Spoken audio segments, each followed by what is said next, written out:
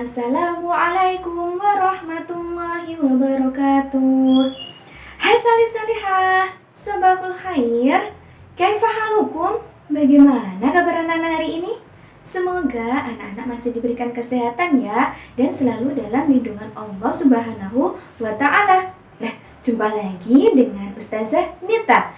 Hari ini kita akan belajar fikih. Nah, sebelumnya anak-anak siapkan dulu alat-alat tulisnya dan buku LKS fikih. Nah, meski anak-anak belajar dari di rumah, anak-anak harus tetap semangat belajar ya. Nah, sebelum belajar, marilah kita berdoa bersama-sama terlebih dahulu agar dimudahkan belajar hari ini. Sudah siap anak-anak hebat? Istiqda dan hab. Hayya bina nabda darsana bi qiraatil basmalah. Bismillahirrahmanirrahim. Oke anak-anak, langsung saja ya. Ini nanti kita akan belajar mengenai fikih, yaitu meneruskan pembelajaran minggu kemarin. Hari ini kita akan belajar keutamaan sholat berjamaah dan cara mempraktikkannya. Nah, anak-anak simak video penjelasan Ustazah berikut ini ya, agar anak-anak lebih paham. Yuk kita belajar bersama-sama.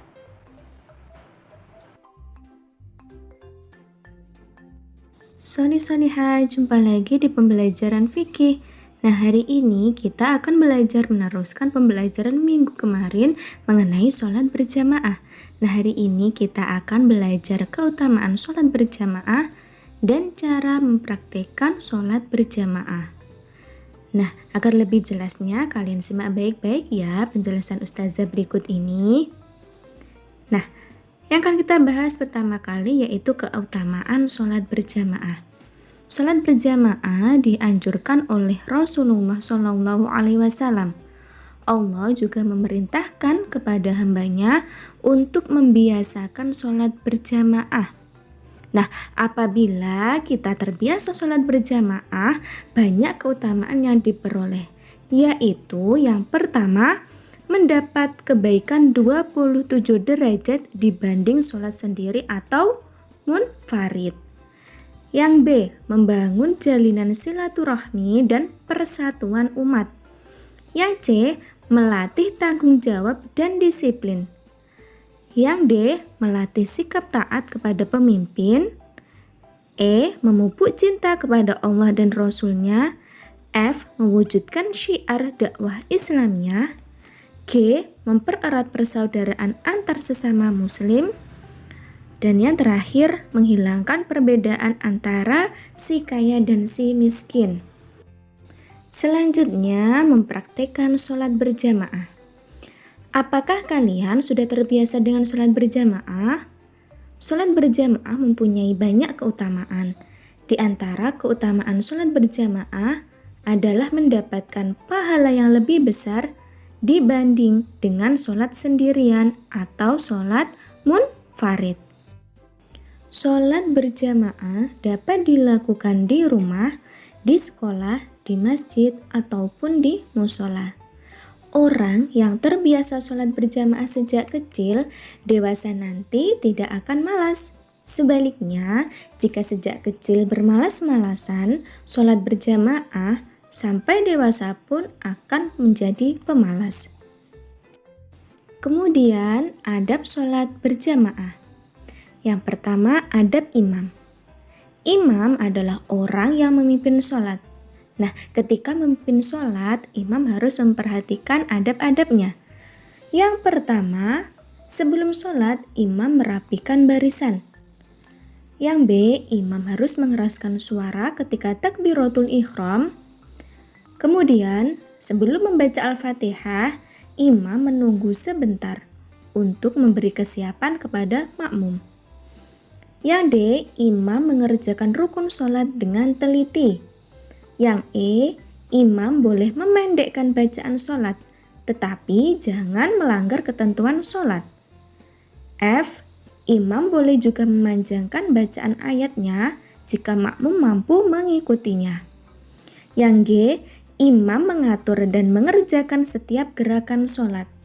Dan yang terakhir, imam jangan beranjak dari tempat sholat sebelum makmum wanita keluar atau jika ada wanitanya. Yang kedua yaitu adab makmum. Makmum adalah orang yang berada di belakang imam dan mengikuti gerakan imam. Nah, adab-adab menjadi makmum yaitu yang pertama, makmum segera berdiri ketika mendengar iqomah. Yang B, jangan mengambil tempat sebelum imam berdiri. Yang C, makmum harus menjaga ketenangan sholat. D, makmum harus meluruskan barisan atau shaf. Yang selanjutnya, dengan mendahului imam dalam takbiratul ihram. Yang F, makmum mengucapkan amin setelah imam sempurna membaca surah Al-Fatihah.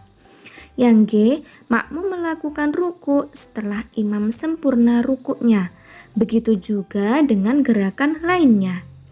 Yang H, makmum mengingatkan imam jika lupa. Dan yang terakhir, setelah selesai sholat, makmum jangan berdiri sebelum imam berdiri. Selanjutnya kita akan membahas posisi-posisi sholat berjamaah. Yang pertama yaitu sholat dengan satu orang makmum. Nah, apabila hanya ada satu orang makmum, caranya yaitu imam berada di sebelah kiri dan makmum sejajar dengan imam dan berada di sebelah kanan imam. Nah, anak-anak bisa perhatikan gambarnya ya. Kemudian yaitu sholat dengan dua orang makmum. Nah, apabila ada dua orang makmum, imamnya berada di depan dan dua orang makmumnya itu ada di belakang imam.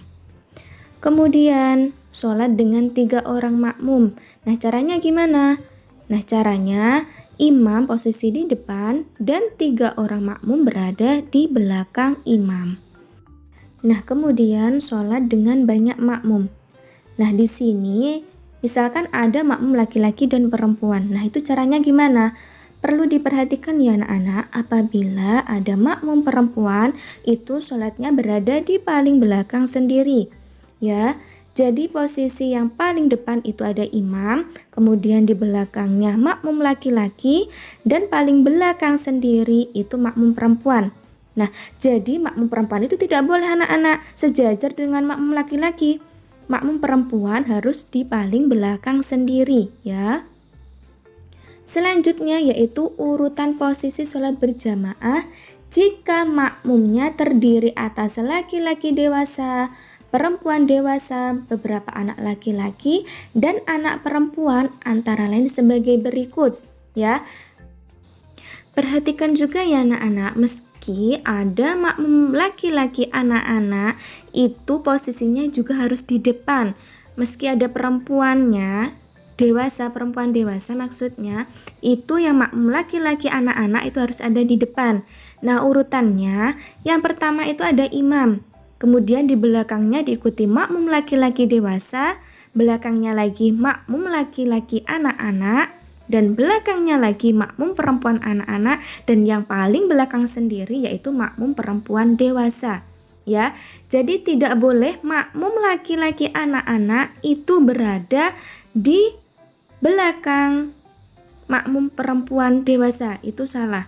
Jadi yang laki-laki itu harus di posisi depan dulu, kemudian diikuti makmum perempuan anak-anak dan perempuan dewasa.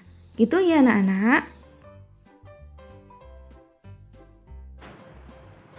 Alhamdulillah solih-solihah, pembelajaran fikih hari ini sudah selesai.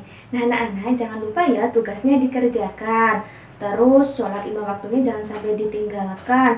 Dan selalu jaga kesehatan ya. Nah, semoga pembelajaran hari ini bermanfaat. Apabila Ustazah dalam penyampaian materi hari ini ada kurang lebihnya, Ustazah mohon maaf ya.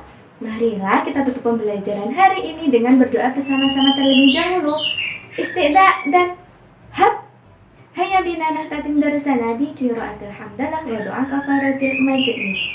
Alhamdulillahi rabbil alamin. Subhanaka Allahumma wa bihamdika asyhadu an la ilaha illa anta astaghfiruka wa atubu ilaik. Wassalamualaikum warahmatullahi wabarakatuh.